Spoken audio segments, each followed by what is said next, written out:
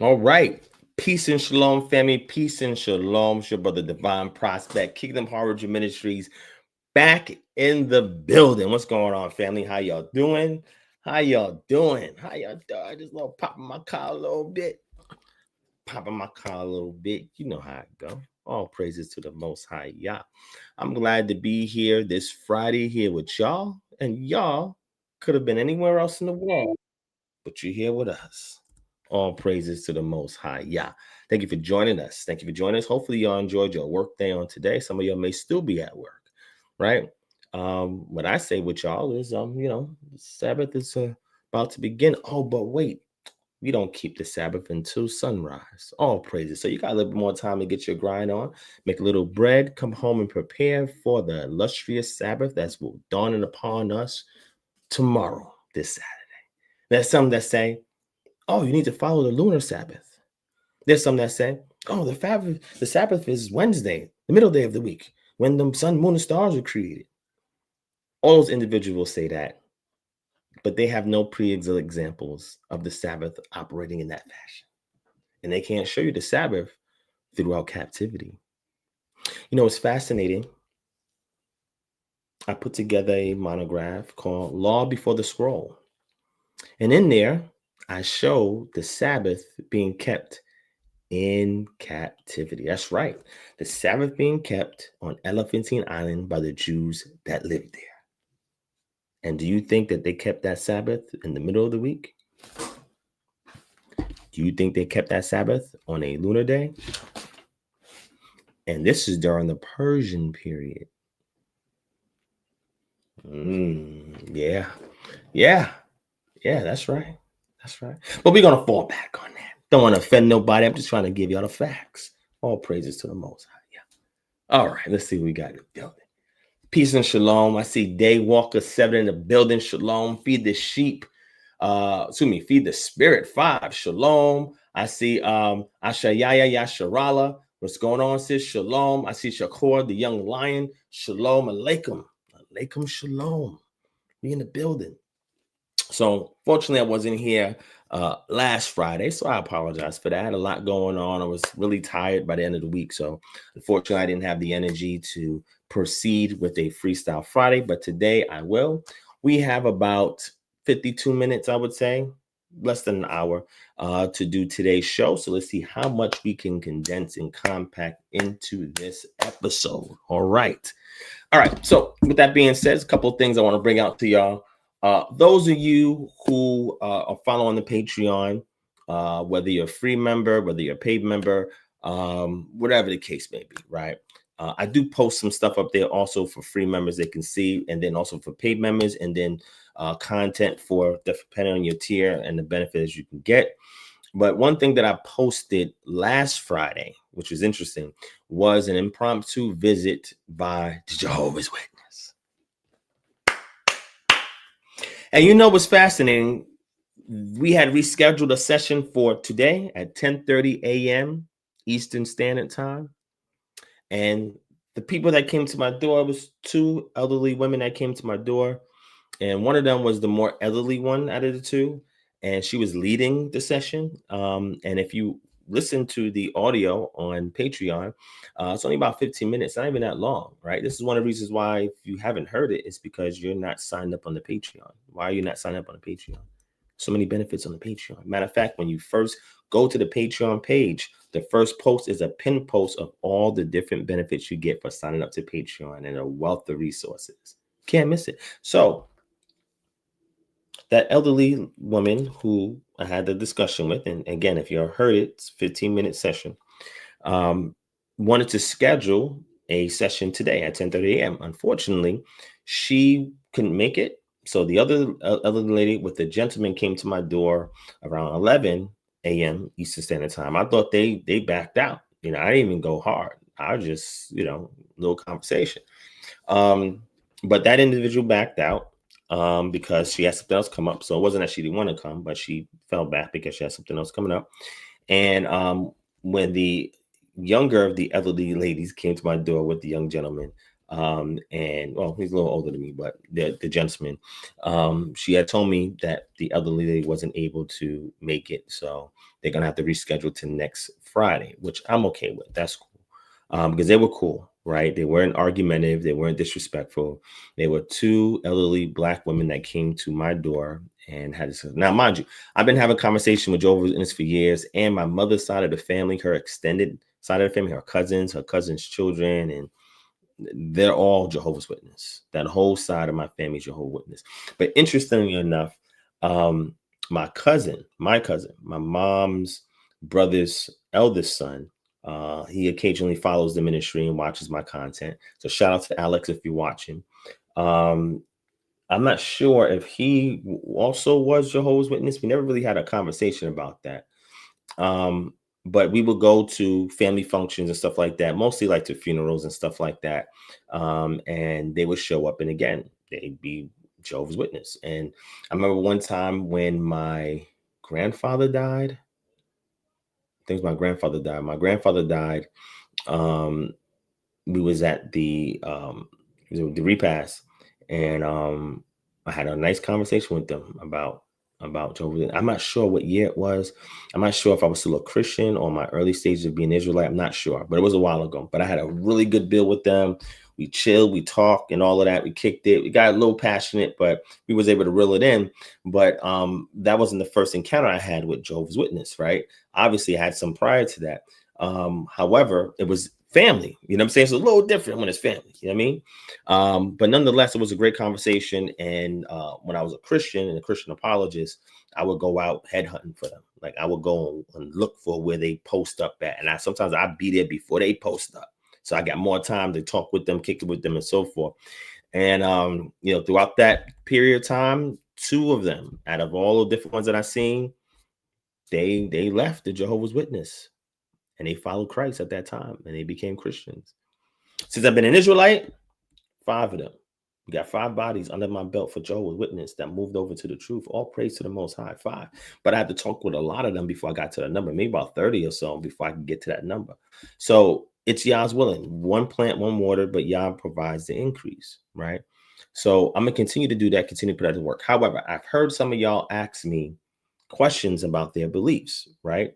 Like Jesus being Michael the Archangel, or their perspectives on eschatology, because that's really what they hone in. They get a quarterly pitch that they are taught at their temples, right, on their churches, their congregations. That doesn't have any windows, by the way, but because I've been in a few of them, and they get a pitch on what they're going to say each quarter. And typically it leads off of something that's immediate, right? And something that is concerning. So they say, hey, do you think the world's getting better or is it getting worse? What's your thoughts on that? Hey, did you see this recent so-and-so event that occurred? Does that concern you?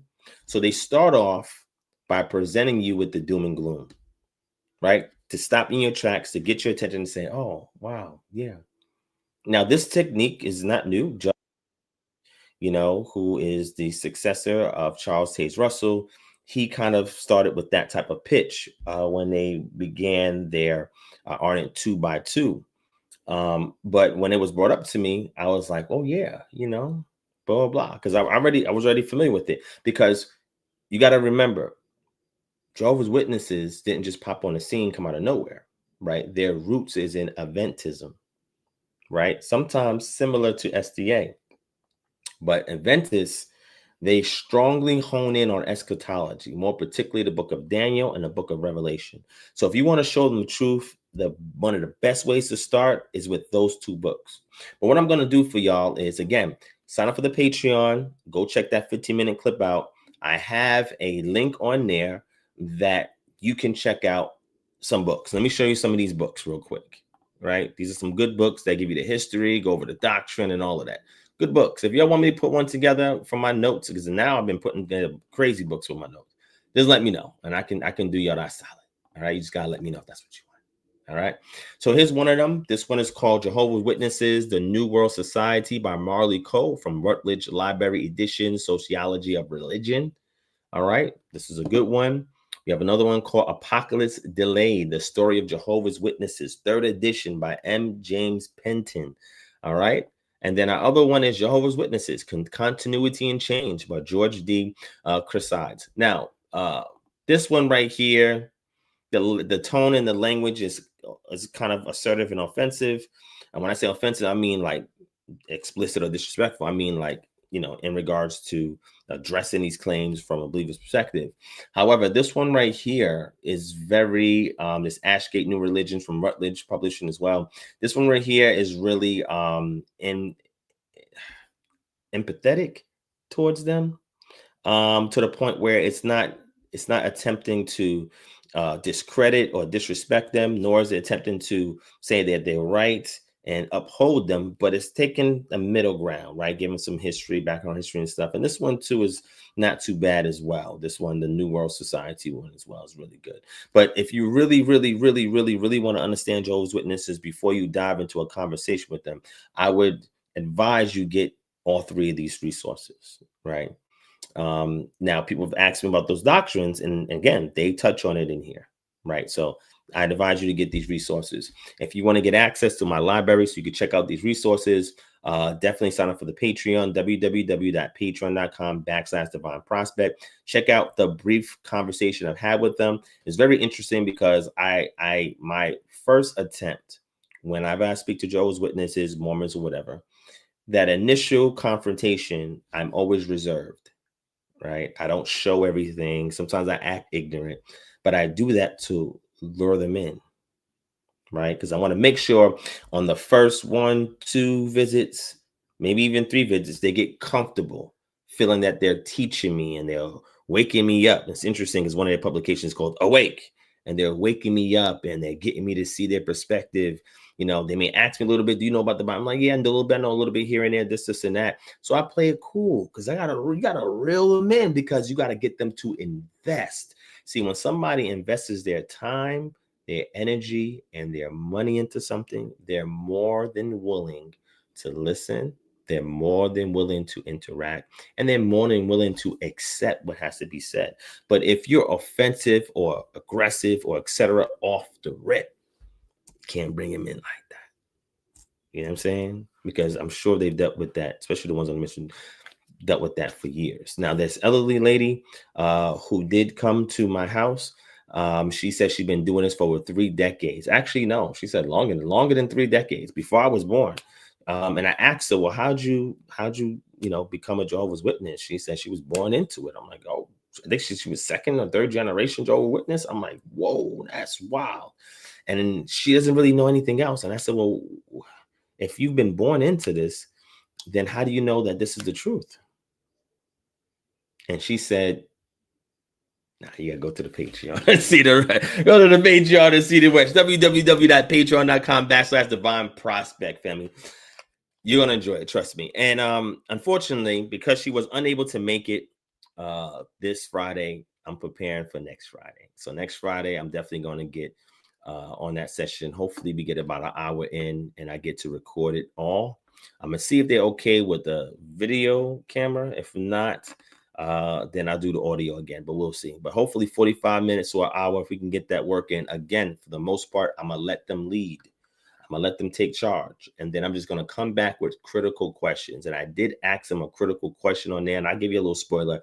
And I asked them, I said, okay, can I ask you a question, ma'am? She said, sure. I said, where do we fit in the scheme of things in the Bible? She said, what do you mean, where do you fit? Like Black people, African Americans. What does the Bible say about us specifically? And she's like, you know what? I never thought about that before.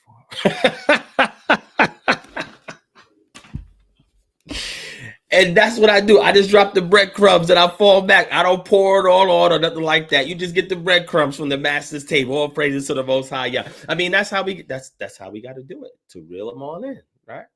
So yeah, that was fun. I enjoyed it, man. I haven't had a conversation with Jehovah's Witness. Wow, it's been some time, maybe about 1.5 years. You know what I'm saying? They don't come by my house. I mean, I don't know. We're getting around that this guy named Divine Prospect. I don't know what it is, bro. You know what I'm saying? Because I don't be bothering nobody. Unless you're looking for if you're looking for the fight, then I'll give you one. If you're not looking for the fight, I'm not looking for you. I'm going about my business. But shout out to the Most High, Yah. Shout out to Jehovah's Witness, man. Shout out to my family, Jehovah's Witness, man. Come have a sit down. I mean, let me know. You know what I mean? I'm ready for it. Let's do it. All right. And they went ahead and gave me this little free Bible course. Go to jw.org. I'm like, oh, y'all got a Bible course? She's like, yeah. I'm like, is it live and interactive? She said, yeah. I'm like, say less. Say less. Okay. All right. Let me get a little more dignified. Let me fix my shirt a little bit. Oh, praise it. Yeah. Come on, shout out to the bill. Let's see who's in the building, man. The Black Carib, what's going on, King? Shalom. Mr. Jeshurun, 144, shalom. 21 PI 12, shalom. Tiffany Smith, shalom, sis. Ja Tony, shalom. What's going on? Aki Kahani, shalom Alaikum, Mishpacha, and More Divine, Shabbat Shalom. Shabbat Shalom to you too. NHIT, Nazarene Hebrew Institute in the building. Shalom, Gird Up Nation Ministries. Let's get it. Shalom, sort of. Yeah, I'm former SDA, and that is 100% correct, sis. You're going to love these resources. It's gonna give you flashbacks of something. Oh, I remember this too, and put it in proper objective context for you. And when you see me build with them, I'm gonna bring out these Adventist roots. We're going to get into the false prophecy situation, but I'm not going to address it full on. I'm not going to say, did you know you had a failed 1914, 1925, 1975 prophecy, and then bring out the publications, the Awake publication and the Watchtower publication, in which they stated it. I'm not going to do that. I'm going to give them examples of things that's already going on. Remember that South African preacher that made that prophecy that the rapture's about to come to pass back in September, and nothing never happened? I'm going to ask him about that stuff. I said, well, how do you feel about this South African preacher? His name escapes me. I know his name. I was just looking at it yesterday. How do you feel when somebody gives a false prophecy like that, where they misdirect hope and they get people to sell all their belongings and give everything up to await for something that never arrives? I mean, how do you feel about that? Get their feedback. And so, does the Bible say anything about like a false prophet that does that? And if so, like, how do we address it? Then see if they know. If they don't, kind of say, oh, well, you have heard something like Deuteronomy 18 or something like that. Play it off. Bring them into that direction. Have them read it. Absorb it and say, yeah, that individual did that. Yeah, blah, blah, blah. Get that right out of their mouth and say, okay. All right, cool. Thank you for that feedback. I'm going to go do some research, look into some stuff, and wait to the next session. And then bring it up and say, did you know that Jehovah's Witness, your Watchtower Society has actually put forth some prophecies that didn't occur? You remember like that South African preacher? Yeah, and I saw the excuses that was given to kind of counteract that. According to what we read the last session, what should happen to the organization? I'm just curious, because, we have to deal with a degree of consistency, right? If we're going to deal in righteousness and we're going to be fair, God is not a respecter of persons, right? So how should we handle that? And leave it off on there. Just drop it on their lap. And fall back. All right, who else we got in the building, family? You love Yah, shalom. What's going on? Joseph Grimm, shalom, King. Thank you for being here. They not like us, because they not like us. They not. But we got to show them that. We got to pull the veil from over their eyes. Make sure the scales get removed, right? Put them in that glorious light of Yah. Give them that truth. She never thought about that before. And over 30 plus years of being a Jehovah's Witness, she said, I never thought about that before. Yeah, because they don't teach you that. They don't want you to know who you are in Yah, your obligation to society, what you can contribute. Yah can set you above all nations, not to be better than them, but to be his shining example of righteousness in the earth. We got to keep these statute laws and commandments. This is our due diligence to Yah. Fear God and keep his commandments, for that is the duty of man. They need to understand that. You come from a rich bloodline. That rich bloodline means that Yah put something, embedded something in your DNA, that when a time comes up and you wake up, talking about aura, your aura is going to be glorious. Why? Because Jesus says that if a man has a lamp, he doesn't hide it under the bed. he puts it up top on a hill. Let your light so shine before men that they may see your good works and glorify Jesus. I'm just saying what Jesus said. And glorify your Father in heaven. The Son pointed to the Father. Okay. You are the lost sheep of Israel. This is stuff that she ain't never heard before. And the good thing about it, she has virgin ears to it. And that's going to help. Okay. All right. Let me fall back a little bit more. All praises. Shout out to Yashar Napah, Shalom, Benjamin, 1683, Shalom, King David, the Lucid Fire, 777. What's going on, King Robert Tucker in the building? Believe in Christ Jesus to receive eternal life now, or right now. All right. I don't think that the hall will allow them to go on video. That's why I said I want to see if they're okay with it, because I attempted to do that in the past and they just wasn't having it, unless I had to sneak the camera. Now, if you go on this channel, I have another conversation with the Jehovah's Witness and I have a camera recorded. He didn't know it, but I didn't put his face in it. You see, I can record, I just don't have to show their faces. Right? I just won't show their faces. I don't want to put them in a compromised position like that. But if anything happens to any Jehovah's Witnesses that we may put in a compromising headlock, trust me, KHM is home. Come holler at us. You can sign up, be part of the movement, man. You ain't got to worry about being alone. We got you. All praises. All praises. All praises to the Most High. All right. Let's move on. All right. So let me pick up something else. I'm going to talk about this real quick. So if any of y'all follow Sarnetta, because some of y'all found out about me via Sarnetta. If anybody here has been watching Sarnetta, which I really wasn't following Sarnetta like that. However, one day, one of his live streams showed up on my feeds and I decided to click on it. And this was like 2 weeks ago, or a little over 2 weeks ago. And there's a debate they have coming up. So Brother Jabari is debating Minister Inky. And the conversation is about, is Christ historical or something like that, right? Actually, the debate's going down today, if it didn't already happen yet, right? One of the mods on Sarnetta's channel, so, I kind of help promote it a little bit and kind of respond to the comments and the conversation on screen. But just so you know, they have it in debate is Christ historical? Then they started going to chakras and they started going into, are the Kemetic gods real and all this other stuff, right? So when I saw this, I was like, okay, you know what? I've lectured on this in the past. I've discussed this plenty of times. We have tons of notes on it. Notes that are outlined and notes that we can turn into an actual monograph. Love monographs because at some point I'm going to get them published. So I decided to put together a monograph that I can also turn into a book. It's over 100 plus pages, over 150 footnotes. It's crazy work, right? So I decided to put that together and have it on the ready. And it's called Excavating the Silence, a forensic evaluation of the evidence for the historical Jesus via textual memory, archaeological material culture, and the socio-political dynamics of early Roman Palestine. Yes. This is one of the definitive works on the subject matter. So check it out. There may be some of y'all out there that don't believe that Jesus was a historical person. I'm not talking about believing in the New Testament. I said about him being a historical person. When you look at my works, if any of you have read any of this before, if you're part of Patreon, you probably read it already. But if anybody's reading my works, you know that the way that I deal with it is academically objective.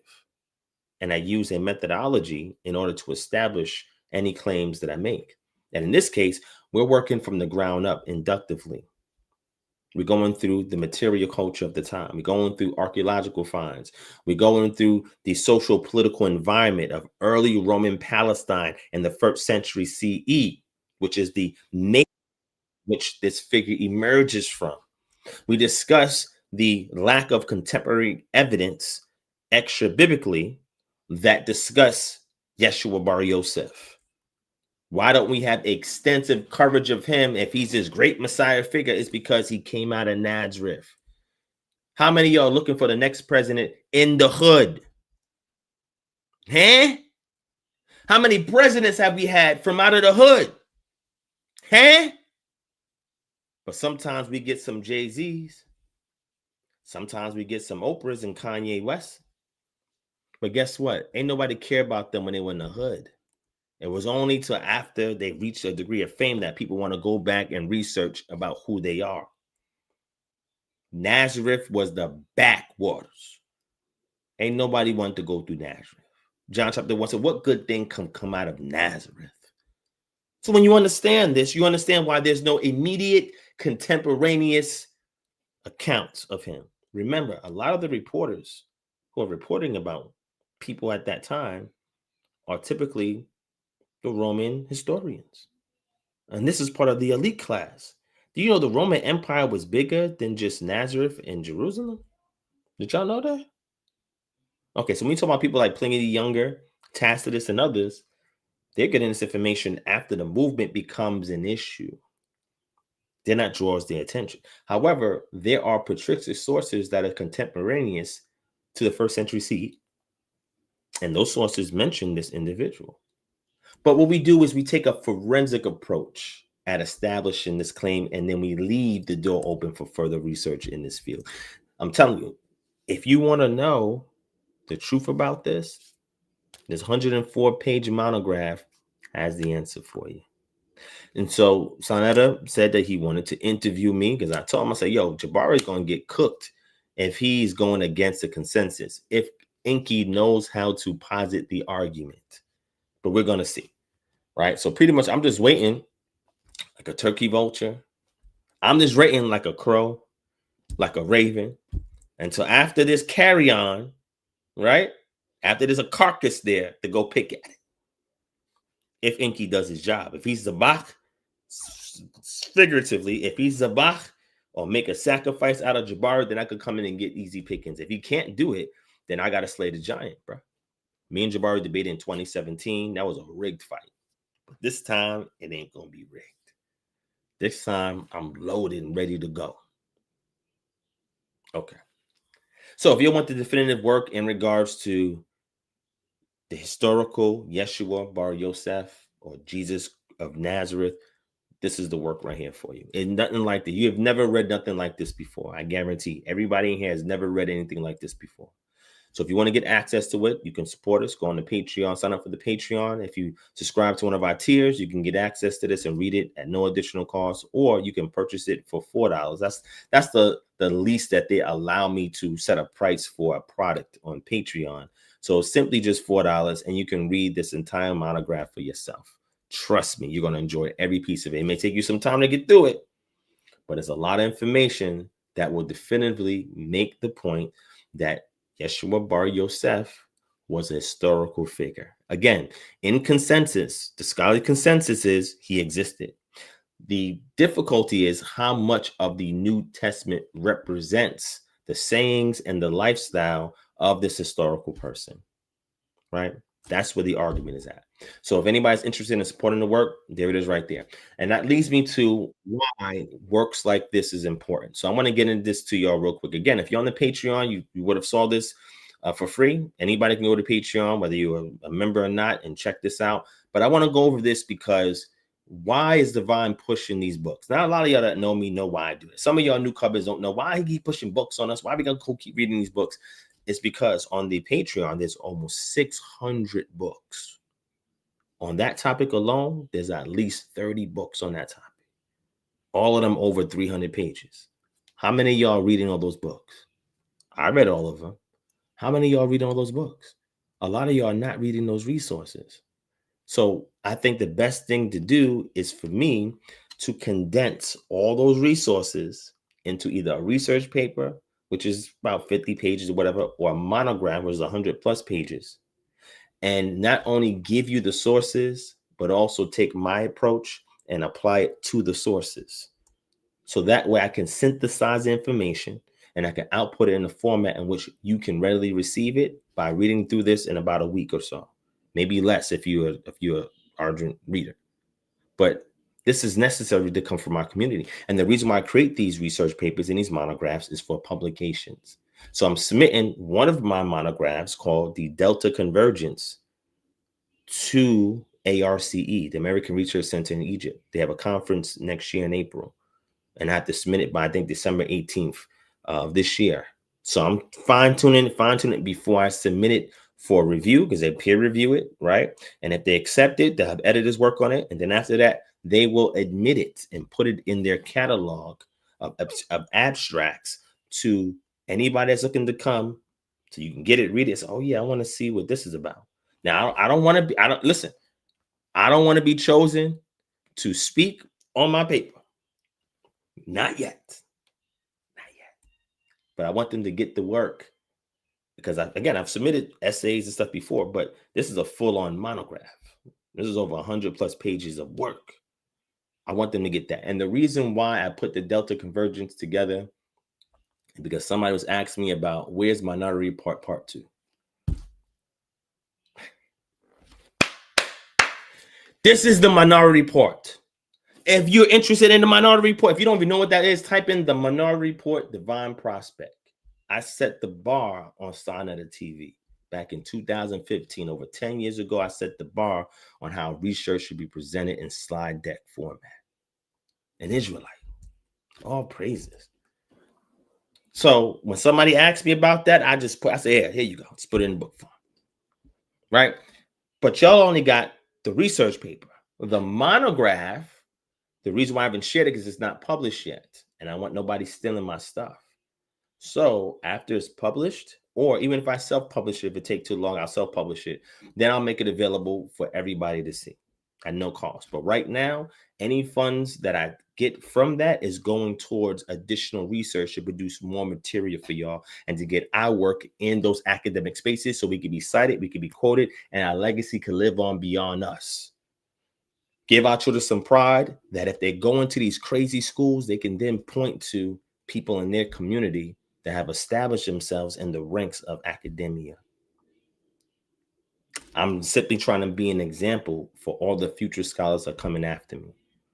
I want them to stand on my shoulders. I want them to climb higher and get further than I ever could. Let me go over this with y'all real quick. Some of y'all might have missed that. All right. Do you think the gospel details are hyperbolic? Some of it is. Some of it is. Even the Tanakh, it's hyperbolic rhetoric, especially Jeremiah 44. I went over that before with somebody. But yes, you just got to know where it's being applied and what is its purpose. See, the issue is the heathen seek after a sign. The heathen seek after a sign. The real ones don't care about walking on water, calming and still in the sea, feeding people with loaves of bread and fish. No, we're looking for the gospel of the kingdom. Yah gives us a preview of that in Yeshayahu, Isaiah chapter 52. But the real ones are looking for the truth in the message. When people started to disbelieve, he stopped performing miracles and just gave them the work, mostly in parabolic form.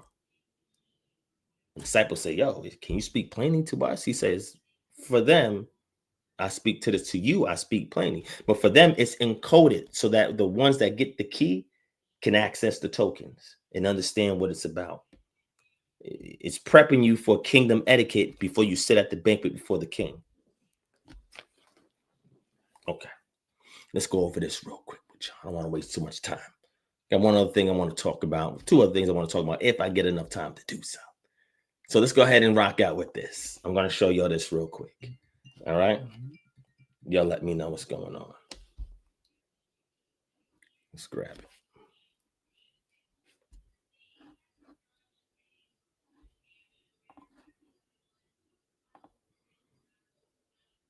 Pray all is well with the rest of y'all. Let's see what's going on. Oh, yeah. And this past Tuesday, we had our thesis reviews. So those of you who are in class, please email me your thesis so I can review it and I can grade it for you. Okay, so you can move on to the next class. All right, so we had that this past Tuesday. We had a good time, small crowd, but we had a good time. So those of you who have not submitted your theses,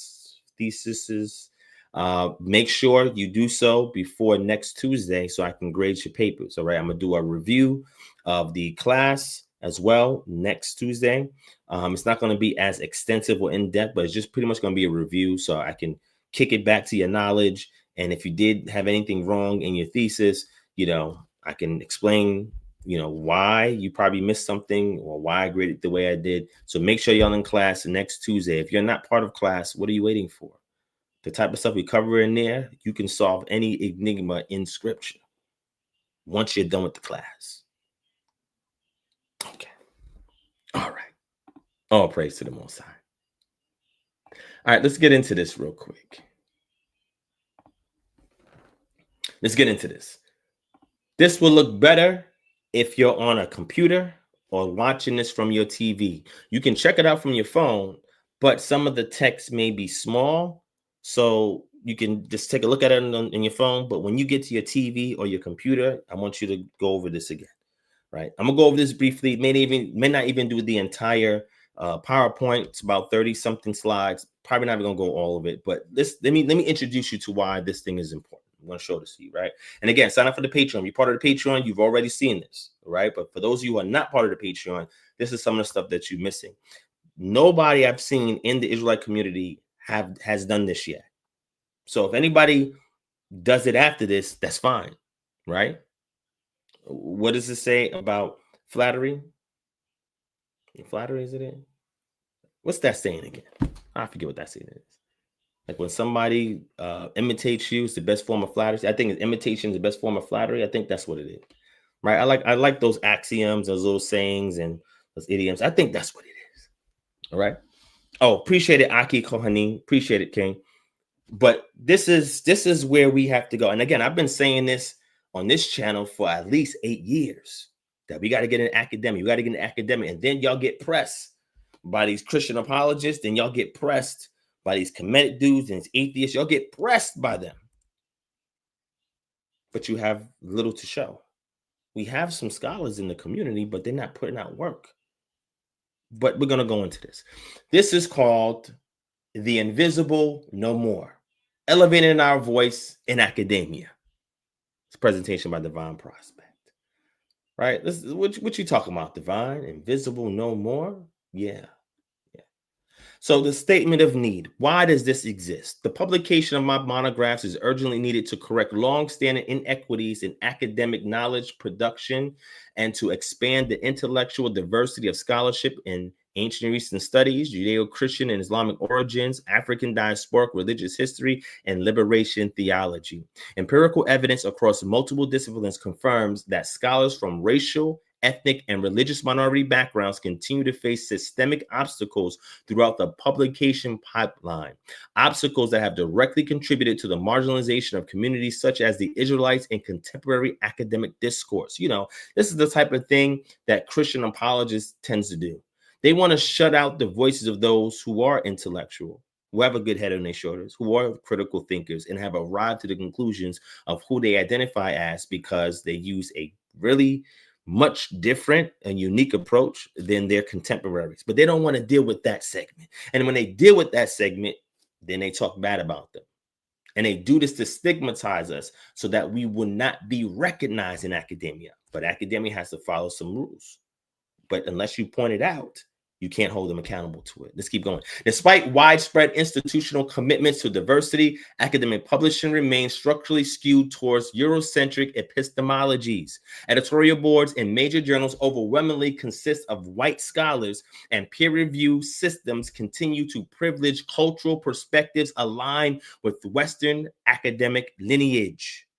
These dynamics limit the production and dissemination of culturally grounded scholarship and disproportionately restrict authors from minoritized backgrounds. That's the Israelites, that's us. The lack of representation is not merely a demographic imbalance, it represents a narrowing of interpretive frameworks in fields whose original contexts were Afro-Asiatic, Semitic, and non-Western in nature. In this environment, my work rooted in the lived heritage, because we live in this life as Israelites, intellectual history and cultural memory of Israelite and African diasporic identities fills a crucial void. My monograph synthesized archaeology, philology, ancient Near Eastern studies, textual criticism, and cultural anthropology to produce historically rigorous and methodologically innovative research. This scholarship does not replicate existing Western approaches, it expands them, offering interpretive models that align with the cultural worlds from which the biblical and Near Eastern texts emerge. The need for publication is threefold. Number one, correcting structural exclusion in academic publishing. Minority scholars encounter disproportionately longer review times, reduced exception rates, and fewer citations compared to their white counterparts, even when controlling for quality. Major studies demonstrate that papers authored by Black and Hispanic scholars are less likely to be reviewed in a timely manner and are significantly undercited relative to similar work by white scholars. How about that? These disparities reinforce a cycle of intellectual invisibility that suppresses minority communities' voices in shaping historical and religious narratives. By publishing my work, academic institutions can help break this cycle and elevate scholarship that has been historically excluded despite its methodological rigor and cultural relevance. Okay. Advancing epistemic diversity in the humanities. Current research confirms that intellectual ecosystems dominated by a single cultural viewpoint are inherently limited. In fields such as ancient Near Eastern studies, biblical studies, and comparative religion, the absence of Afro-Asiatic and Israelite descendant scholars produces interpretive distortions. My scholarship restores balance by incorporating the cultural logics and linguistic histories and social frameworks native to the traditions under examination. This is not only a contribution to diversity, it is a contribution to accuracy, contextual integrity, and scholarly completeness. 3, strengthening public understanding and community representation. This is the key. Educational research consistently shows that representation within scholarly and curricular materials improves identity development, academic engagement, and broader civic understanding. For communities such as the Israelites and the African diaspora, whose identities have been mischaracterized or filtered through external interpretations, the absence of authentic scholarly representation constitutes both an academic and cultural loss. Publishing these monographs ensures that culturally grounded interpretations of history and religion become part of the public and academic record. Minority communities see themselves reflected in rigorous scholarship. Broader audiences gain access to interpretations derived from historically connected voices. This fulfills not only academic goals, but societal ones, aligning with international mandates for inclusive cultural participation. Publishing my monographs is not simply a matter of personal advancement. You must think, oh, Devon's is doing it for himself. Whoa. It is essential corrective to structural inequities in academic knowledge production. It enriches scholarly fields with culturally grounded insights, expands interpretive diversity, and fulfills educational and societal needs for accurate, inclusive, and representative scholarship. Suppressing or overlooking such work perpetuates an intellectual imbalance that undermines the integrity and global relevance of higher education. Supporting these publication efforts therefore serves the academy, the public, international equity standards, and the communities whose histories have too long been narrated without their voices.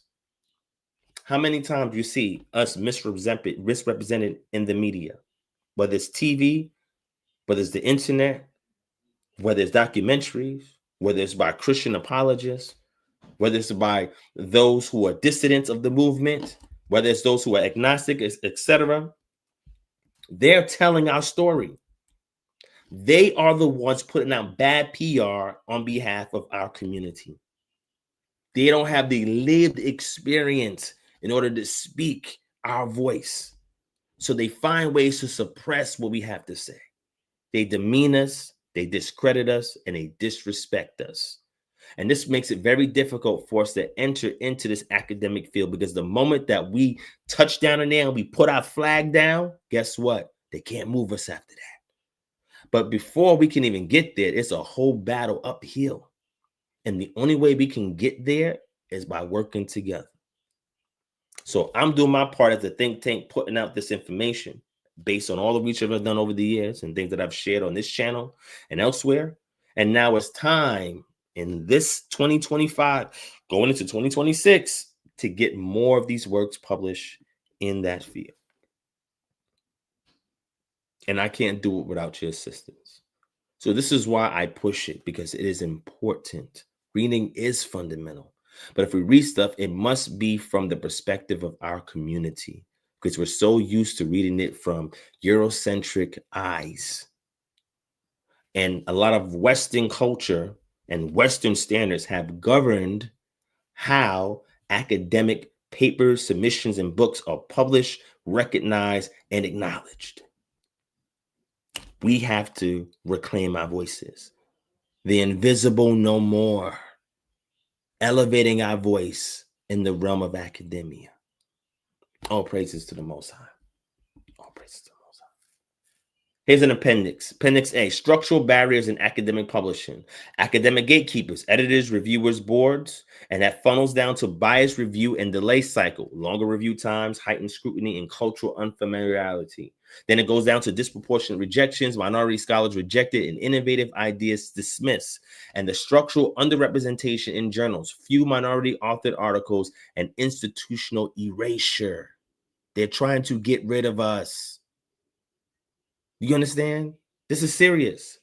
Community impact, loss of visibility, loss of narrative, and loss of legacy. Okay. Publication inequity charts, minority scholarship bias index by scale, number of barriers encountered. White scholars, 2.1 average barriers.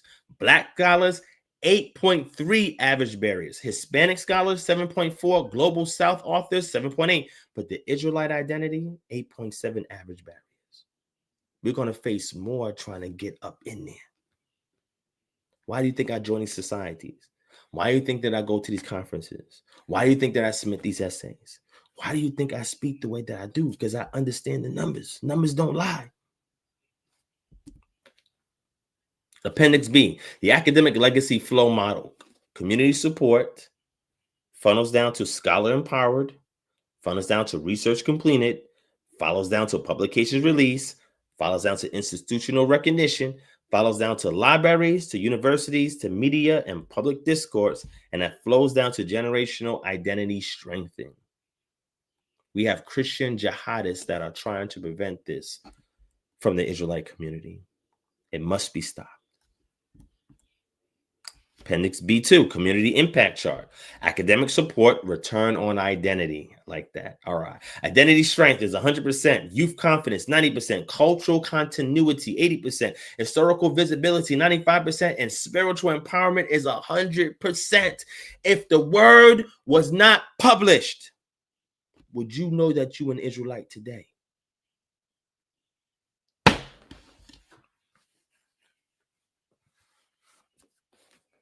I'm gonna leave that one right there. I'm gonna let that simmer. Come back and cook it. All right.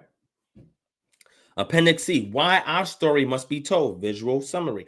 Our story has been misrepresented. As a result, our community confused. As a result, our children disconnected. As a result, our legacy is lost. But with scholarship, our history is reclaimed, our community is empowered, our children stand tall, and our legacy is restored to the point where it can endure and persevere over the subsequent generations. You don't understand how big this is. Support impact infographic. Community support equals academic breakthrough. Donations and partnerships, because we have both of those options, leads to access to archiving tools. That's why I say when you support the Patreon, I do more research. I get more resources. I create more content because that is necessary in order to break through in this area. And when you have donations and partnership, that leads to research completed. A Divine, can you speak on this? A Divine, can you speak? How about I publish a book on that? That not only can you cite and you quote from, but you can share it with your friends and family members. You can share it with strangers and associates. You can share it with disbelievers and haters.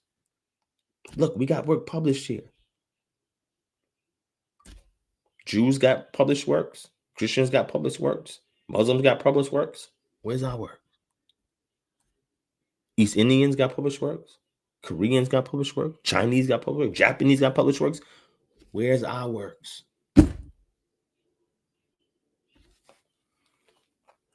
Research completed leads to completed monograph, and those who pull down to public scholarship and global impact and visibility. Listen, our voice is being compromised. The story that the world knows about this Israelite movement here in America comes from our oppressors. And that's because they create books and sources and articles on our community and publish it. Whereas on the opposite side, we don't have anything to counter that. But first, we got to get into academia through this means, like excavating the silence. We have to get in there through this means so we can build a rapport, build a relationship, and then we can bring in the good stuff. 2 next works I'm working on, I told y'all. Taking some time, but I work on it. It's going to be Black Jews in Africa, how we migrated in there, and how we ended up on the western shores of West and Central Africa. That's important. We got to look at primary sources, migration routes, oral histories, all of this, material culture, etc. Crypto Jews and how they function and operated. Some of y'all mentioned the Sephardic Jews. It's a lot of history there. Eldad Hadani, a lot of stuff we got to deal with. And then we got these letters coming from these rabbis in London in the 1800s when the British is trying to make their way into Africa. They want these letters to go to Jews in Africa. Why would they think there's Jews in Africa? Why would they seek their aid and assistance and try to assist and guide them if they weren't there? Fascinating. But we're going to come out with that because that information is important. It helps authenticate our claim because everybody's allowed to identify something. But the moment we identify as the people of the book, all hell breaks loose. What is our 5 to 10 year plan to counter this? The movement has to be contextualized and transformed into an interpretive framework that could be understood from other aspects of society to get involved in what we're trying to say. If we say that Torah should be the civic, social, political standard in our community, where's your framework that you're looking to implement? I got the blueprint. It took some time to make it, but I got the blueprint. But y'all seen all these years of what I've shared on this screen right here that led up to this moment right here. The covenant or covenantal social reconstruction model. And we're telling our people that you need to keep Torah to fix our community. It's one thing to say it. It's another thing to scale it, to implement it, so it can be appealing to even the lost sheep within our community. Where's that at, family? Do y'all have that? You know what? This I'm going to stop this. If you want to see the rest of this, go on to Patreon, check it out. But I want to show y'all the blueprint. Hey, if you want to see the blueprint, let me know. There's some other stuff that I could talk about. But if you want me to go forward with the blueprint, hit 1. If you want me to transition to something else, hit 2. Hit 2. Okay. Benjamin, yes, I checked it out. All right.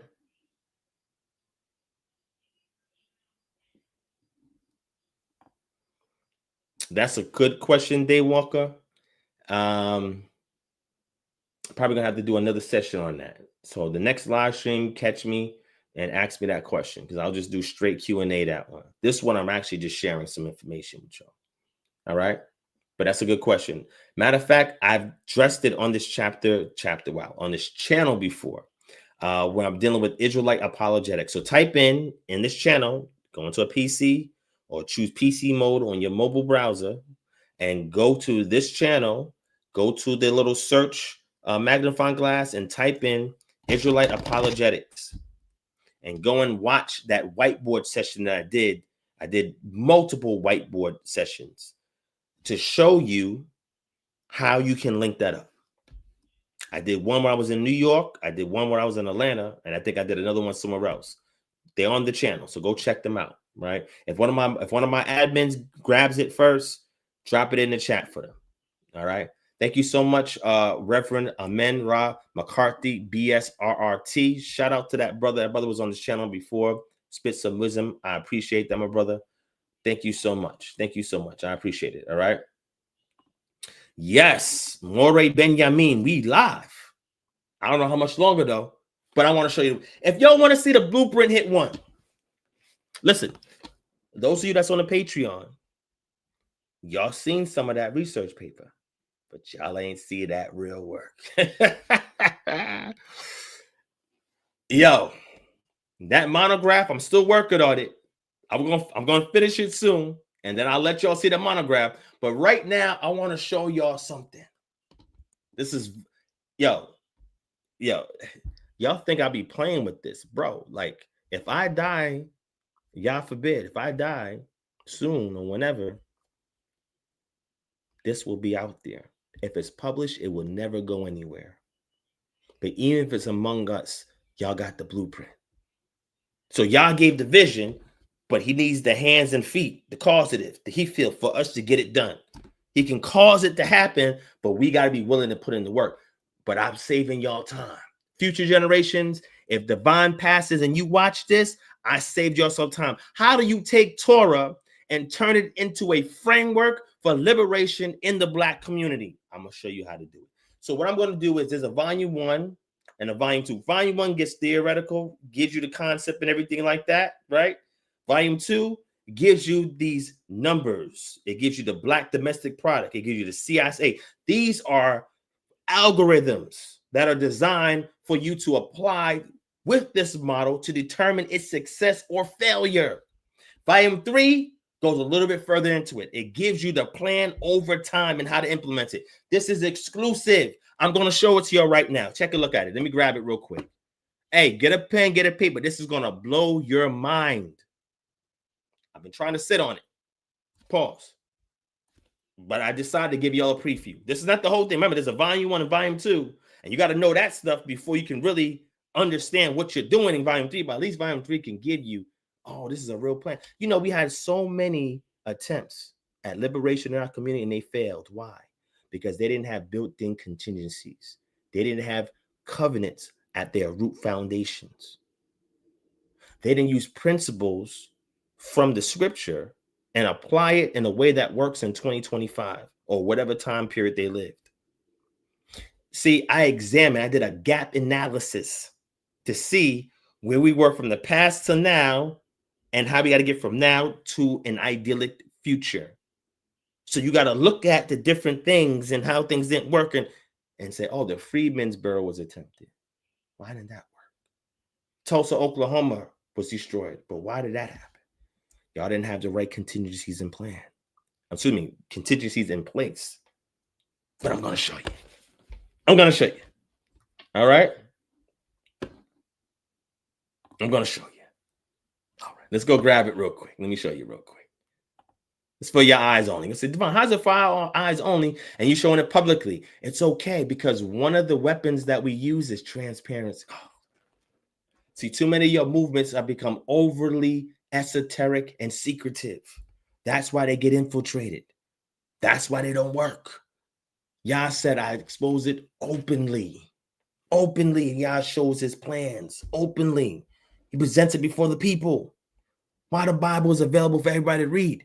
Because y'all ain't got nothing to hide. Okay, let me get into here real quick. 1 second. All right. Maybe if I have time, I'll work on a little Sabbath message for y'all. But we got to get real in the muck, in the dirt. We got to get 100. We got to get 100 stack with this 10 toes in. I'm gonna show you. I'm gonna show it to y'all. I'm gonna show it to y'all. All right, check it out. Check it out. All right, all praise to the Most High. Thank you so much, Joseph Grimm, for the donation, brother. I appreciate it.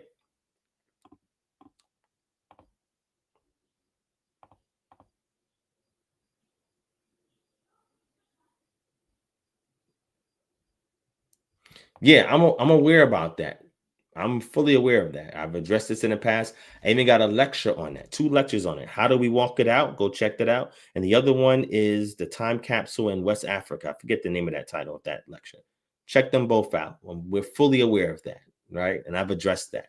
I don't overlook or gloss over any data that may be for or against what my position is. All right. So just want to let you know, Chris Mathis. Okay. All right. Appreciate it. B1G Cotton Shalom. What's going on? Let me see. Is anybody else in there that I may have missed? My brother Emmanuel Shalom King. Pray all is well. Been praying for you and your family, brother.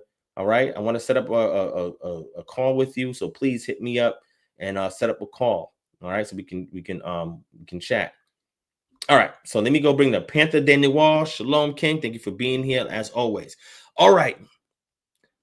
As you can see, this is confidential. The Covenant Social Reconstruction Model Proposal Packet. Don't worry. I have it published someplace in case somebody tries to steal it or attempts to steal it. You'll hold it first. Ain't nothing like this in the community. But this is going to be a book that's going to be in the public space anyway. But let me go into this a little bit for you real quick. Introduction. Again, you got to be sound when you're doing work like this. But let me see if I can zoom in a little bit more. Okay. The purpose of the proposal. This proposal introduces the Covenant Social Reconstruction Model, a pragmatic, Torah-rooted framework for structural restoration within the African-American community and broader African diaspora. Rather than conceptualizing liberation as a reactive protest, CSRM situated as measurable governance, a constitutional design for autonomy in economics, law, housing, welfare, and justice, drawn upon 3,000 years of covenant jurisprudence and its tested resilience in communal societies. This model reframes Reconstruction as a long-range, data-verifiable enterprise, one that can be audited, replicated, and sustained independently of external control or dependency. CSRM bridges theology and policy, converting revelation into regulation, the codified act of translating divine ethics into civic design. Conceptual foundation. The CSRM grows from the intersection of 4 core disciplines. Biblical law and covenant theology, interpreting Torah statutes as durable blueprints for social architecture. 2, post-colonial economics and nation-building studies, drawing from RAND and UN frameworks for fragile state recovery and economic equity. African-American Reconstruction thought, integrating insights from Du Bois, Fannie Lou Hamer, Carter G. Woodson, and modern cooperative models and quantitative policy science, employing index-based evaluation, the Black Domestic Product and the CSRM Index to quantify equity outcomes in real time. There's a way for this to be audited in real time. The data is transparent and in the public eye. We're not hiding anything. How do you fend off infiltration? Through transparency. Where civil rights movements secured inclusion, the covenant model aims for autonomy, not isolation, but structured self-determination that fulfills the unfinished promises of Reconstruction through covenantal governance. That's what Yah gave Israel.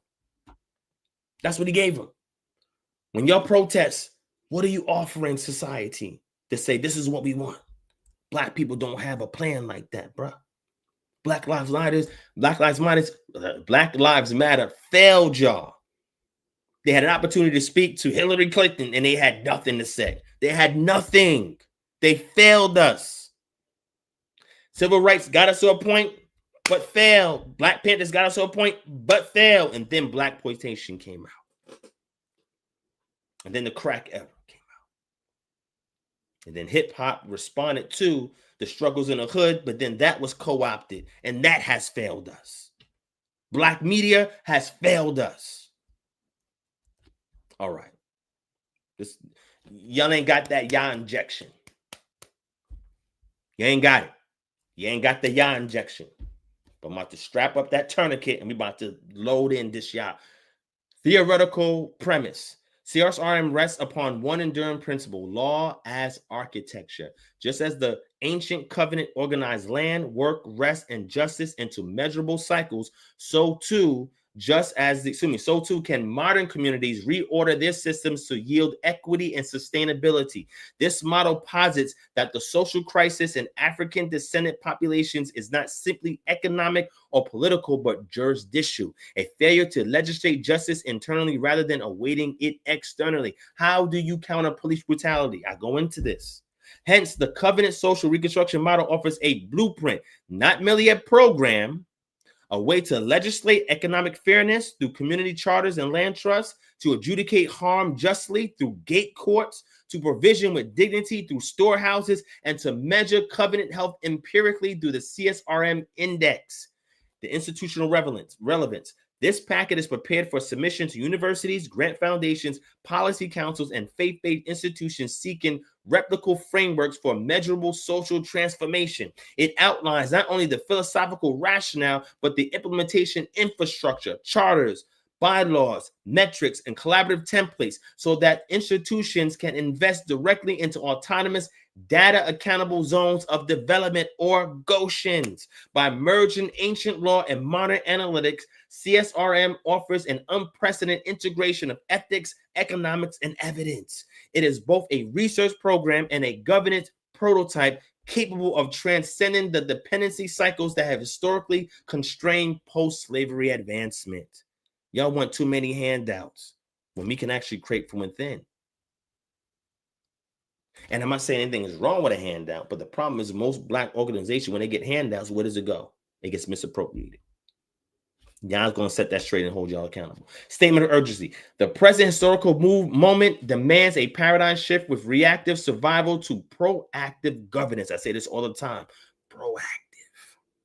Every data set from housing inequality and redlining to incarceration and wealth gap reveals systemic extraction. Yet the power to legislate internal order to constitute ethical governance remains available. The covenant social reconstruction model is therefore not merely an idea, it is a constitution in waiting, a document for those willing to transform theology into policy, revelation into regulation, and faith into functional autonomy. Like the brother said, if y'all like, y'all got to hit the thumbs up so I can continue. We got a few more minutes. Just let me know if we want to keep going. This is that work. This is that work. This is my life's work I'm giving to y'all. I've been putting work in the streets on behalf of our community for years. I've been fighting in the streets on the activism level, fighting these YouTube streets and the social media, fighting in the community, fighting in academia. I've been doing all I can to put all I have into us. So while you got your pastors out there, your mores out there, your teachers, all these YouTube personalities, they're not taking you to the promised land. What blueprint they got for our liberation? And this is not to put them down. Just let them know they can get down. We have one. See, I'm always a fan of hierarchy. That means whoever has and whoever is the best person for the job should lead and do the job, even if it's a woman. I'll sit back and say, work. Let me see what you got. That's the spirit of ancient Israel. Some of y'all don't even know what a hierarchy is. But we're going to transition. Let's transition, right? Let's move. Right? We have an executive summary going into this. Right, I'm gonna skip past that. I want to see what I want to get to. I want to get past. There's a lot of stuff. I'm gonna scroll through all of this. I'm gonna get past this. All right. So let's take a look at how this phase implementation looks like from 1 to 5 years.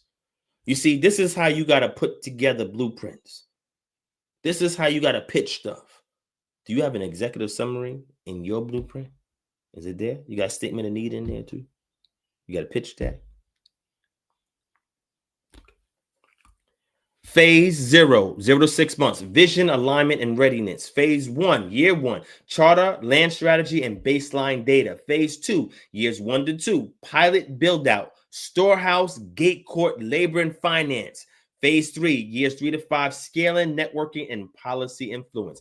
Each phase is modular. A small church, a neighborhood association, an HBCU, or a city department can adopt the same shape at different scales. This is phase 0. Vision, alignment, readiness. Goal, move from ideas to a serious core team and a shared covenant vision, right? Step 0.1, identify a core covenant team. Target 5 to 12 people representing at least 3 lenses: spiritual, ethical, pastors, rabbis, imams, chaplains, elders; technical, data, planning, finance, law; community, organizers, residents, youth, business owners. Task: read key portions of the CSRM monograph together. Preface, intro, chapter 1, chapter 9, volume 2, and volume 2, chapters 1 to 3. Host 2 to 4 covenant roundtables to discuss what's broken in our community, which CSRM pillars are most urgent in that particular community: land, work, justice, welfare, rest. An example: if there is a city or a town that has heavy police brutality, then you got to put in the justice element. If you have a place where there's heavy poverty, you got to put in the welfare element. Brother, sister, this is modular. It can adapt. It can scale. It has contingencies in case oppression comes against it. We have it all baked in. I don't know if y'all hearing me, man. I think I should shut the screen off. I'm gonna pause. Y'all let me know if you want me to keep going. You see, people will show up to a debate. People will show up to a lecture. But when you start kicking real stuff like this, I see a couple of people just dropped off. Y'all want me to get into controversy, get into gossip. That's what y'all want me to do. Hey, Devon, talk about the latest currents and trends that's happening in society, that's happening in the media. I keep telling y'all all the time, y'all not prepared for what's about to come. So while y'all are involved in that, I ain't saying all of y'all, some of y'all the real ones, right? But while most of y'all are worrying about what's going on in the community, they talking about this and they talking about that, I'm over here building, my G. I ain't got time for that. Let me know if you want me to hit 1 if you want me to keep going. Or if you want me to go talk about some controversy, I'll do that. You want me to go talk about some prophecy going to, I'll do that. Y'all let me know what you want to do. Hit 1 if you want me to keep reading. Hit 2 if you want me to just chill and transition to something else. I don't know if y'all care about this or not. So I'm going to wait. Y'all let me know what you want me to do. Because this is the problem with our community. Y'all want to be entertained more than you want to be empowered to actually do something. You want to wait till somebody else jump in there and somebody else do so, and you're going to spectate to see how it goes. That's what we do. But you always talk about, oh, we got to live the Torah. We got to live out this. But how? How do we do that as a community? When these judgments happen, you have no Goshen to go to. If you get chased by white supremacy, if you have police officers that's trying to unjustly arrest you or seize you, you have no refuge city. Half of y'all don't know how to get a land grant. I'm just letting you know. These are essential things that we have to know and be able to implement. Let's keep going. Some of y'all say you want to do it. Let's keep going. Output, 3 to 5 page CSRM readiness memorandum answering who are we, what community do we serve, and what scale of Goshen CSRM zone. We're creating zones that are covenantally in agreement with the social reconstruction model. I pitched it to 2 places already. We're going to see how it goes. It's going to take some time. We're going to see how it goes. Pitch language. We're not asking funders to back a vague vision. You know, keep the stats low. That's a vague vision. We are developing a constitutional plan for our neighborhood rooted in tested law and measurable outcomes. See the indices above? C equals 1, I equals 1, M equals 1. This is all mathematical.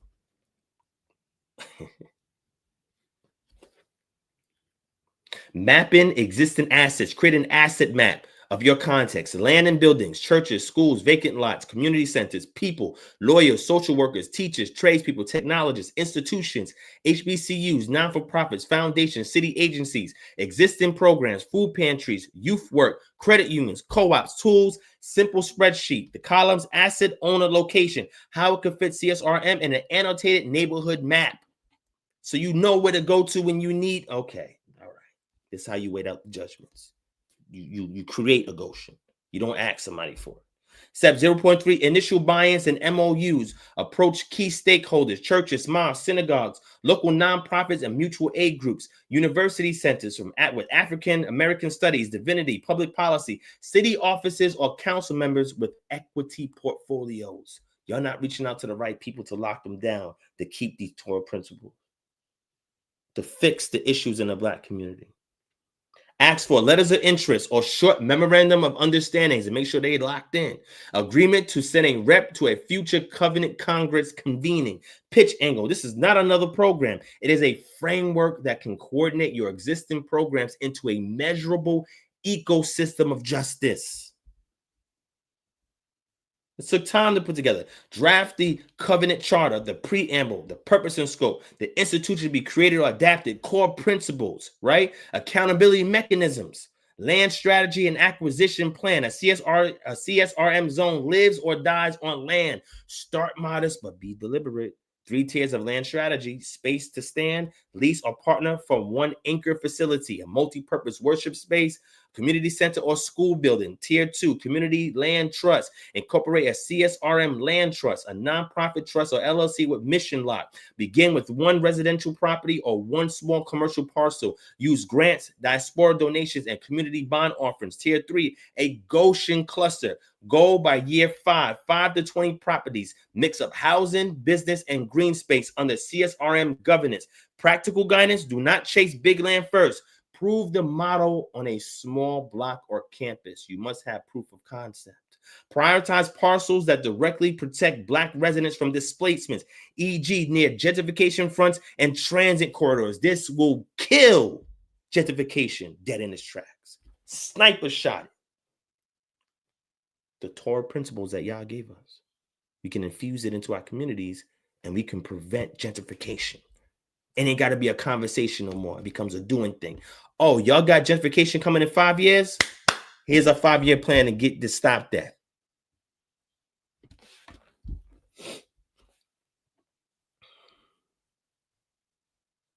Got to set up the gate court. The gate court makes CSRM credible. It enacts justice at the local level. Composition: 7 to 11 persons, 2-3 faith leaders, 2 legal practitioners, 2 community members, 1 youth representative, and 1 data ethics representative to track patterns, not cases. The mandate: hear disputes around housing, evictions, landlord-tenant conflicts, wage issues, unpaid wages and unfair conditions, street conflicts and low-level harms, fights and property damage. Did you know that this even buffers gang violence in your community? Hey, Jeremiah chapter 29, what is that, verse 7? Or verse 9. It says, wait, Jeremiah 20. Let's bring it up real quick. I want to show you on the screen. I can't believe I'm tripping on it. I should know this by heart. Divine, what's wrong with you, bro? Let's go pick it up real quick. I'm going to show. We're following the scripture. It's all just following scripture. Let's go to Jeremiah chapter 29. Let's get it real quick. And I say this in every chapter launch. If y'all been to a chapter launch, you've heard me say this before. I'm going to get to it right quick. It says right here in verse 7, but seek the welfare of the city where I have sent you into exile. The city, that's what it's targeting. And pray Most High on its behalf, for in its welfare or its peace, you will find peace. This is how we do it. This is how we do it. This is how we do it. Hey, I don't think y'all ready for that. All right. Focus on restitution, reconciliation, and prevention, not punishment. When we see police brutality in the community, we have a system in place to act. Because we have legal correspondence. We have lawyers. We have city council. They all locked into a CSRM zone. So having an issue like that is going to be mitigated heavily. Use written procedures for intake, hearing, agreement drafting, follow-up, and monitoring. We use this system as well, the gate courts, in communities to buffer gang violence and get them up out the community. Safeguards: legal advisory relationship with a pro bono law clinic, clear boundaries with criminal law. Serious violence still goes to state courts. Indices C equals 2, I equals 2, M equals. You're going to say, what does that mean? I can't give y'all everything. You got to support the movement. We can get it cracking. And I can show it to y'all. Right? Baseline data, CSRM index version 1.0. Before you start changing things, measure the starting point. Baseline data to gather: land and housing, the percentage of renters versus owners. How many owners do we have in our community versus people that's renting? We got to change that. And we can only do that together. Average rent to income ratio and the amount of eviction filings annually, income and later, the median hourly wage, the percentage working more than 45 hours a week, and the unemployment and underemployment rates. Justice and safety, the number of arrests or citations in an area and the reported incidents of violence or harassment. Welfare and food, distance to fresh food sources, families using food pantries, and self-reported food insecurity. Rest and health, because Jubilee and the Sabbath is all integrated into the CSRM model too. It only works if you include rest. Okay. Rest and health, self-reported average hours of sleep, burnout, stress survey, basic chronic illness data, diabetes, hypertension prevalence, education and culture, graduation rates of local school, and participation in cultural and religious activities, governance and participation, number of voter registration and turnout, and meeting attendance at community events. So all of this in a simple covenant data vote. The CDV version 1.0 could be as simple as an encrypted spreadsheet to start this. Then we got phase 2, build and launch the pilot, move from paper to practice, build visible working CSRM institutions, launch a pilot storehouse. The storehouse is the most tangible proof of concept for residents. The possible forms: a food cooperative, members pay small dues, receive consistent high quality food, emergency rent or utility fund with clear criteria, Sabbath meal program for overworked families. They need a Sabbath meal. We got to provide it. How do you bring in the lost sheep? You gotta work on their secular needs. If somebody is hungry and they're asking you for food and you say, "Be well, peace, blessings to you," you didn't fill their belly. How do I know that I have accomplished Yah's will in the earth? Is to make sure that every person I look to the left, every person I look to the right, that's my neighbor, that my storage, my wealth is in their belly.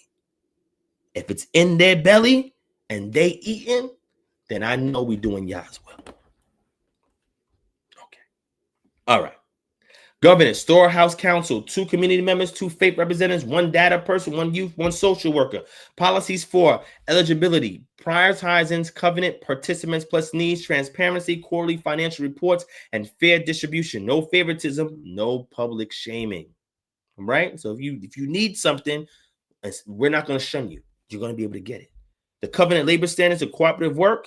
We have adopt CSRM labor codes within partner entities. Minimum living wage target in zone X. No wage debt. This is why we need the data. No wage debt. Written agreements for all work.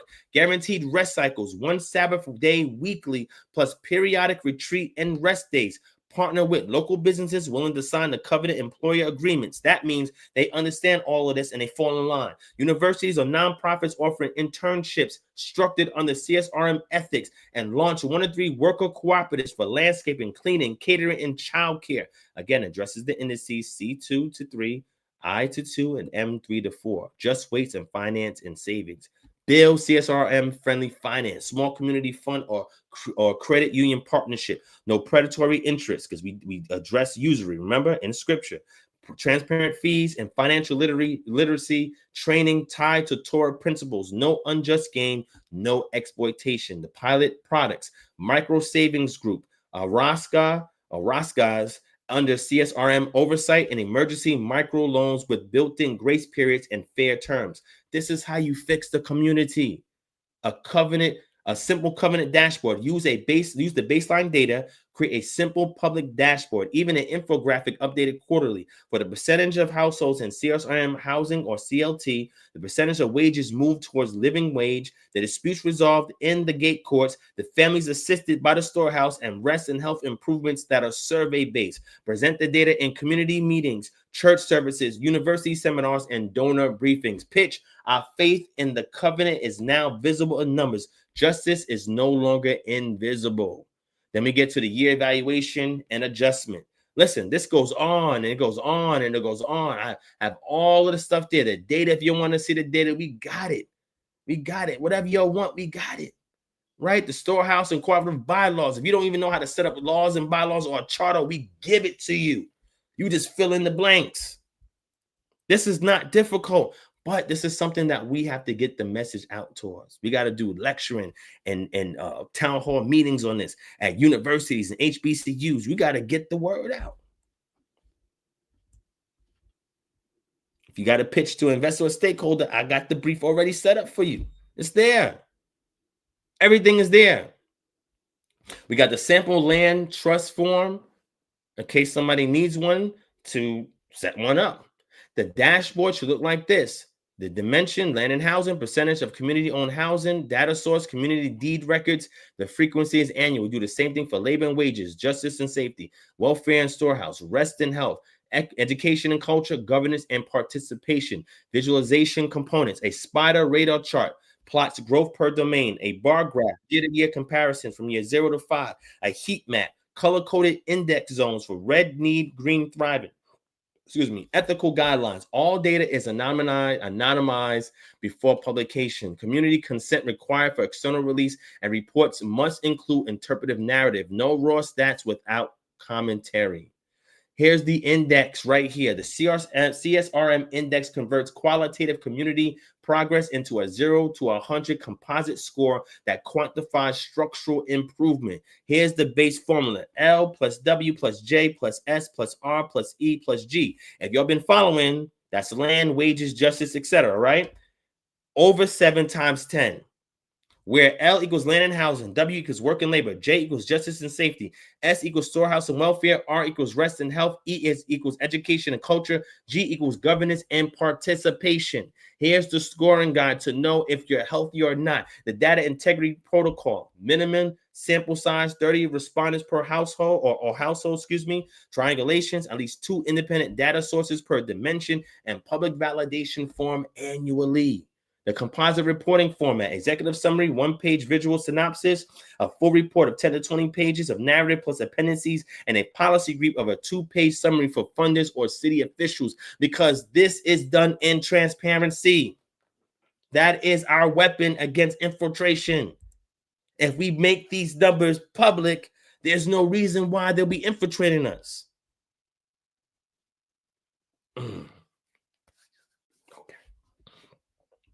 Y'all keep just telling people to follow statutes, laws, and commandments. Y'all keep doing that. You're not giving them nothing measurable. No actual plan. No way to capture data to know if you're successful or not. Just because somebody put on an Israelite uniform don't mean they don't have applied covenantal law. Y'all talking about nation building. Y'all are individual light builders. You're not nation builders. This is nation building. Okay. All right. Let me chill out. Okay. All right. Hey, let me end off on this, right? Let me show you this, right? Watch this. After this, I'm closing out because it's after 7, and I'm sure I gotta go. All right. Check this out.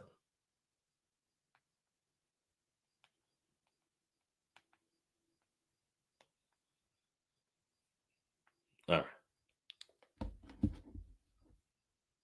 Historical diagnosis: the structural incompleteness of Reconstruction.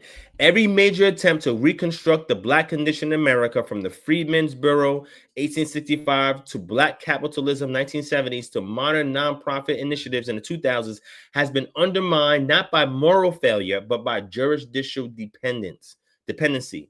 These models sought equity through external approval and funding rather than internal law and continuity. The Freedmen's Bureau, though noble, was constitutionally fragile. Its courts and land policies dissolved the movement the moment federal interests waned. The civil rights legislation of the 1960s achieved moral acknowledgement, but failed to institutionalize economic sovereignty.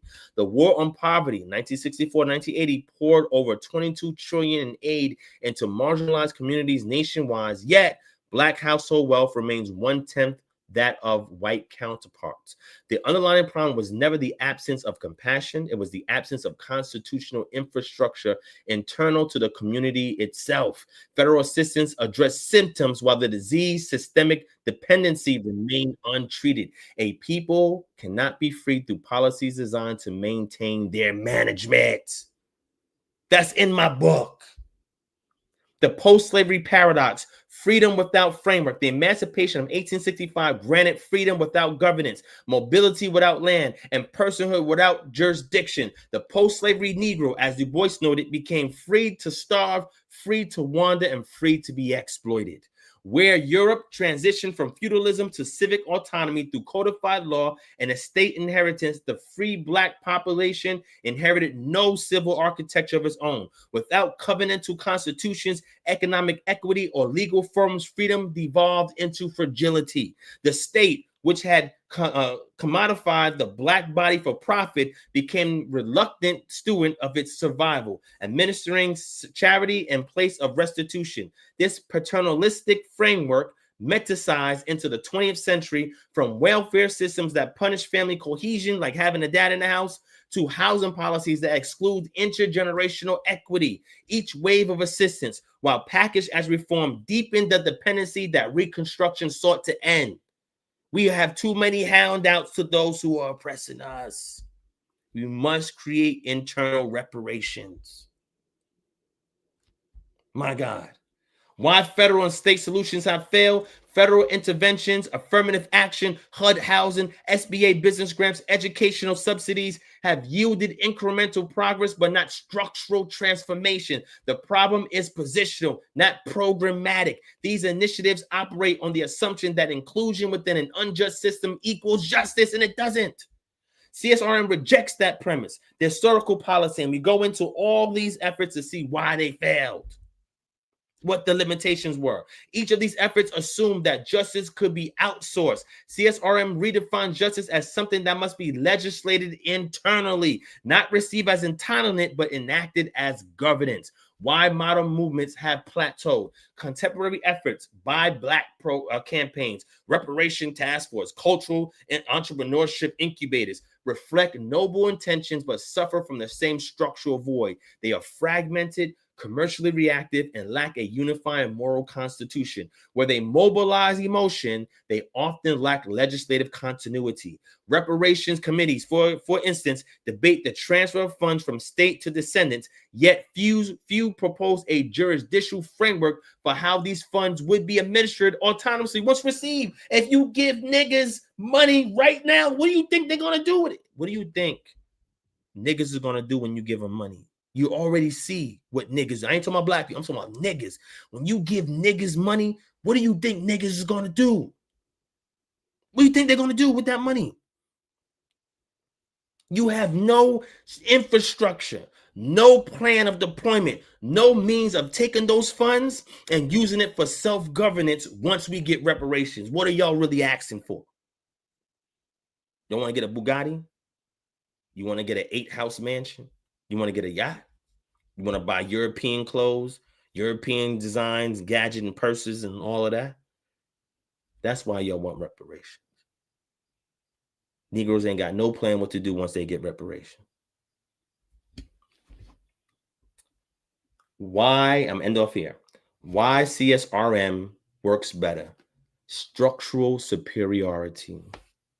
The CSRM corrects the historical pattern of collapse by building bottom-up governance, anchored in Torah's cyclical law of restitution, a self-regulating system of equity that does not rely on the moral consistency of external authorities. 5 structural advantages over prior models. The first principle, law without autonomy, reliance on external courts. That's how we failed. The CSRM correction, gate courts, community adjudication. The second principle, wealth without structure, unsustainable cooperatives. That's how we fail. But with land trusts, we have perpetual equity zones. Aid without accountability. Federal dependence is how we fail, but the storehouses provide for internal welfare and establish internal welfare systems. Education without ethics. The principle, the historical failure, liberal integration without moral formation. You see the trajectory in which public education is going. How do we fix that? Through covenant academies that provide ethical literacy and faith without policy. Historical failure, spiritual rhetoric without civic design. How do we fix that? Through charters, Torah converted into governance. Whereas past efforts relied on grants, charisma, or crisis response, the CSRM, constructs permanent infrastructure, a replicable data verifiable system of self-regulation. CSRM does not ask to be included in systems that exploit. It legislates an alternative system that heals from the core. Got to put to the core. When we are ready to take the rhetoric that we say about, oh, we nation building serious, come holla at me. And we can get this done. There's enough Israelites in every city in America, even outside this country, for us to set one of these up amongst ourselves.